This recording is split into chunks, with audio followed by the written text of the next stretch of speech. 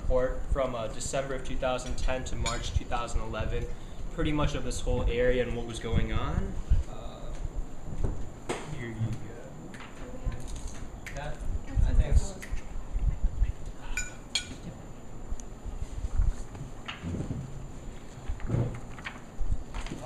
Did I already get mine out? yeah, I already gave you yours. Good.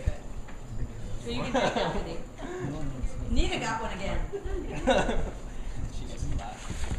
Alright, so the first page is pretty much, they're maybe back and forth. It's a table of contents, just kind of going over like what this report's going to be about. Alright, so if you want to just start off, I'm not going to read the whole thing like word by word, I'm just going to summarize it. Alright, so back in December 2010 through March 2011, there were 10 enclosures and the path connecting them. There was the tamarin, the marmosets, the raccoon, and the spider monkey, and the cages that hold the whiteface were empty back then. There were some requirements or several like characteristics that all the enclosures shared. I'll read a couple of them. So they each contain like a display area to accommodate the animal, observation area for visitors, and an entry for staff. We strive to make each enclosure resemble the environmental conditions of the species, so it's more natural. Pretty much the construction of the cages of the enclosures, where they could sleep, that type of thing. Especially for the marmosets, raccoon, and spider monkeys, their dimensions of the cage were 3.2 meters wide, 3.2 long, and 3.8 in height.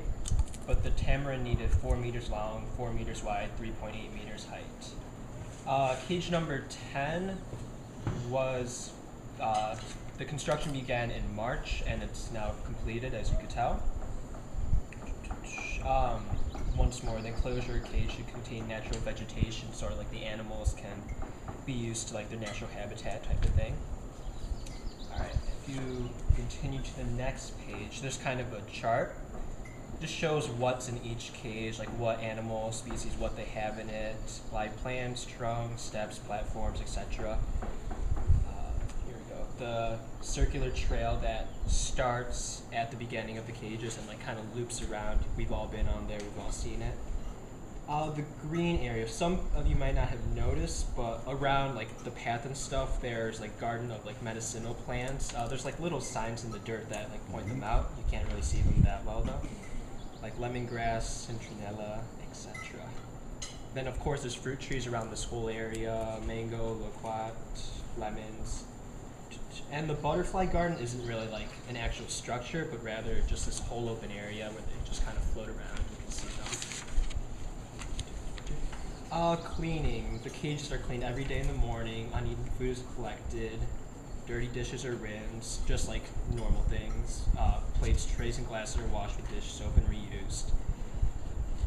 The cages were in very good condition. They probably still are. The enrichment of each cage is adapted specifically to the species within. Some recommendations we had back then was a double door security gate, so the possibility of an animal escaping was lowered. The observation area we've done, like guarding off with little ropes, so there's a good amount of distance in between the animals and the visitors. And each enclosure should be complemented with labels. I actually did a mock one that I'll show you guys later for each animal cage. Alright, so here we have a table saying for each species, the amount we had at each quarter, the birds, the deaths, entries, total. That's pretty self-explanatory in itself. Underneath is the enclosure, like where each enclosure is located. Let's see. So the next table under is just like the animals, like what their names were, where they're located. Cage 1, Ralph, Yin Yang, Kit Kat, Hershey, Farfel. And it just goes down for that. What was interesting was in that time we received Darwin. He was donated by a different zoo, the Spring of Aranjuez. They actually received him as a monkey that was kept in captivity as a pet for several years. Of course, like the family, they got him when he was little, thought he was really cute, but as he grew older, like his behavior became more aggressive, and they didn't keep him in very good conditions. But luckily they did like do the right thing and they donated him to the zoo. They already had 2 spider monkeys and they tried to introduce Darwin in with them, but he didn't react very well with them, and there was aggression and conflict of interest, so he had to be isolated. And luckily we found him and picked him up, and right now he's doing good. Is this him as a baby? Yeah. What? Yeah. That was What's the day that? he was being carried back, right? Yeah, that's him in the kennel. The medical management. Luckily, during that time period, there was no infectious diseases, pest, or predator problems. There was one issue with the, was it yin or yang, I believe, that fractured his tail vertebrae.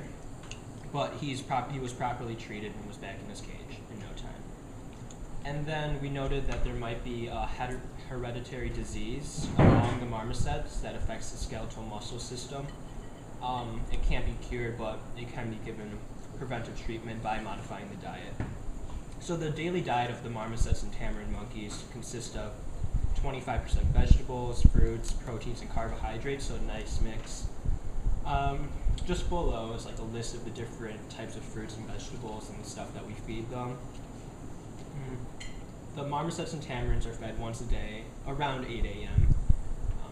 Back then we had them in plastic cups, which are now drilled and attached to trees instead of being just put on the stainless steel platform, so they kind of move around a bit. Once again, they're just cleaned every day, everything is kept nice and clean. The spider monkeys, their diet is a bit more varied. 30% fruit, 20% green vegetables, 20% colored vegetables, etc. Their fruit, vegetables, and such are pretty similar, or exactly similar as to the marmosets and tamarins, except with a couple exceptions with the larva or the eggs. These guys are fed twice a day, as you probably have seen, once in the morning, once in the afternoon on a large platform. We have to put their food on a platform because the container is pretty big. And then we have the raccoon, Tonka. He has a pretty good diet too. It's nice and varied. Vegetables, fruits, proteins, carbohydrates. Similar foods once again. And he is fed once a day at 5 p.m. Since he's nocturnal, he usually eats at nighttime, so we usually don't see him move around. The important visits during this time period were the meeting of board members and staffs of Kids Saving the Rainforest, volunteers coming, visit from the Ambassador of the United States, which was pretty cool, on January 24th. Just some volunteers coming, some families coming. And then we have some pictures of enriching the diet, planting trees, working on the farm, and making the crafts that you may or may not have seen yet, like the soap and the postcards. And the recommendations we had back then were to implement double doors, plan an enclosure for both spider monkeys, which we've done in a way, plan and better organize a volunteer program, which Pablo's been taking care of, activate the program, sponsor an animal, which I'm unsure of, that's status, and place signs in cages with information about the different species. That might go underway really soon. Then I have this here.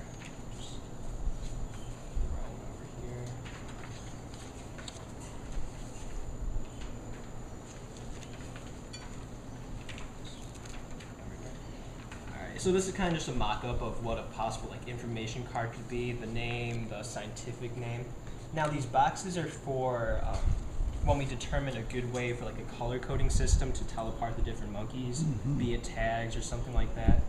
But so when that happens, you can like fill in a box with a certain color, so like visitors, they can tell the difference between the monkeys.